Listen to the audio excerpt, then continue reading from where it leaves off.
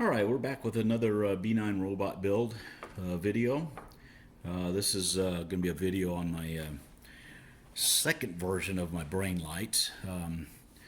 In my previous video I kind of outlined how I was trying to do the lights with these type of LEDs, and I was having a lot of trouble with it. So I switched to breadboard type. I don't know how well you can see that, but anyway, using breadboard type of LEDs.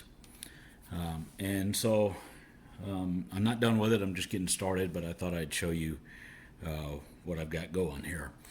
As I mentioned before, I got the inside cleaned up, but in order to make the soldering and working easier, I've removed the zip ties that I had in here that were wrapped around down here, and that gives me able to pull wires out of one rod, push them down in the other, and give me more room on the other end to work with.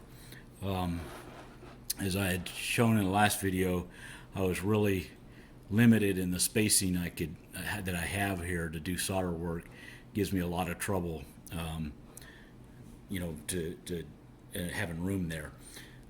When I was doing these before, I wish I had not glued these housings onto the rods, because the rod ends about here, and if I didn't have those glued on, I could slide that housing out of the way and have even more room to work. In the process of redoing these with these breadboard LEDs, this one here, which is the first one I've done, actually came loose. So I'll show you that in a minute. But it definitely helped doing that, having that out of the way. So I'm going to try to break these other ones loose when I do them. Alright, so as I mentioned in my last video, I was going to try to use these header pins, and my plan was to try to do a 2x2 set of pins, something like I don't know if you can see that or not, but something like that, right? Do a 2x2. But it turns out, once I cut these, I started with 4, and here's a 4-pin set. Okay, those actually ended up fitting inside the housing. So I decided to go with 4 pins because that'll be easier to line up and everything. Essentially, what it's going to have is I'm going to have this 4-pin, and then I'm going to have the 4 pins with the light on there, so I can just basically plug them together, something like that. Okay, so that's the idea. So I went with the 4-pin. Also, it means I don't have to be so many colors on my color coding to make sure I get the wires in right, because they'll all be lined up the same way. I just got to make sure the right ends on them, each end. But anyway, I'll show you that in a minute. So what I ended up doing is, again, this ended up coming loose, right? So I've been able to pull it out of the way, making it much easier to work with. And because I got the wires loose, I can pull them out and basically have a lot more room to do my soldering work. And as I mentioned before, it's easier for me to solder in these straight inline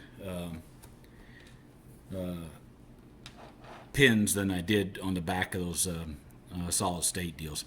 So basically what I've done is I've soldered the wires up, and then I put some hot glue around them so they stay together. I don't have less chance of pulling and stuff.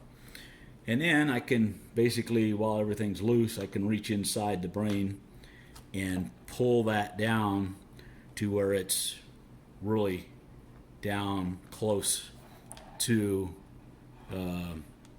the end of the rod there.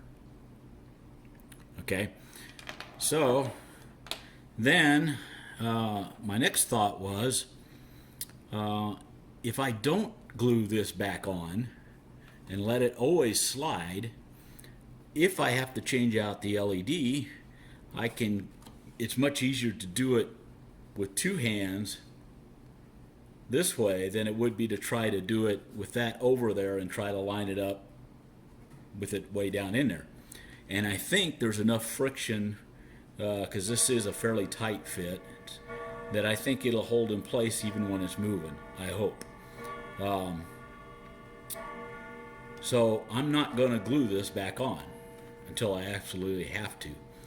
So basically, now I can take my LED, which I eventually will solder in the header pins there. Right now I'm just plugging it in. And I can just simply line that up and push it in, and then slide my housing back over. Now, this particular header pin that I've got on the LED didn't break very well. Again, that was an issue I had trying to cut these. And I don't know if you can see or not, but it's too big. And also I get this problem, and I hope you can see that. I don't know if you can or not. But you can see that the housing Bakelite around there breaks. So you got to be careful in cutting these. So what I found out in trying to cut these is there's a little, and it's probably hard to see, but there's little ridges between each one of these. And so on the fourth ones where I want to cut, I basically took a hot knife, put it down on the table, and just put pressure down on where I wanted to cut, and I got very clean cuts. Here's an example. I don't know if I can get it focused or not, but you can see I got a cleaner cut, and it's not exposing the pin, and it's still pretty solid. So that's another piece of advice, is when you cut these, if you're going to use these headers, cut them with a hot knife. You get a little easier, better cut on it and stuff. So anyway, that's how I plan to go forward with this. Hopefully this all works when it's all said and done. One last piece of advice, and I did it just the opposite, so that's why I want to tell you. I did the last light in the sequence. I did the last light first, and you shouldn't do that.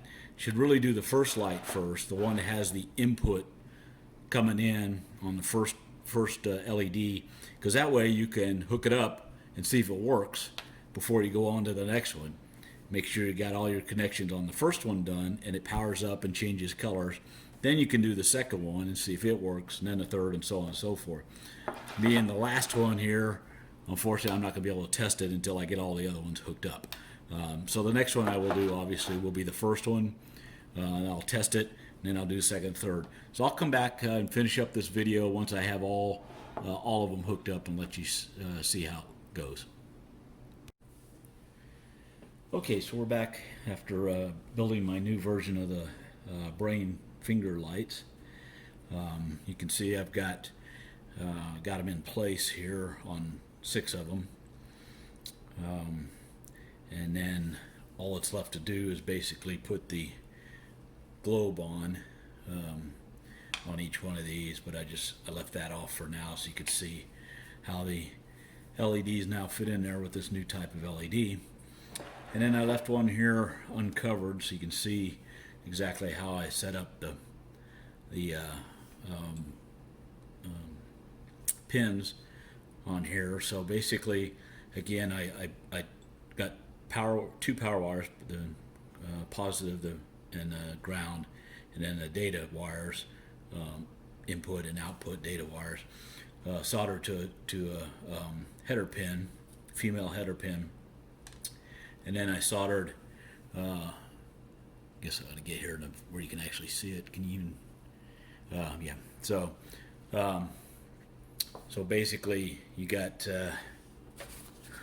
probably see it better this way. A header pin I soldered the LED into, and then I color coded the end so I make sure I always plug it in the right direction. So essentially, what I have now is just a plug-in LED. So if I got to change the LEDs out, they're real easy to do. A lot more room to work and a lot more, or a lot easier to be able to plug in and out. So then we just slide the housing over into place like so, and then glue our globes on, and we're done.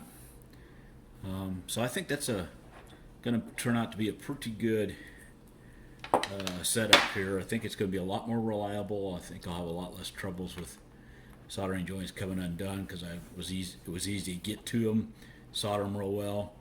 And if I do something stupid and short out the LEDs or whatever and cause problems, I can easily replace the LED this way. So that's my version 2 of the Brain Lights. Hope you all enjoyed the video. Thanks for watching.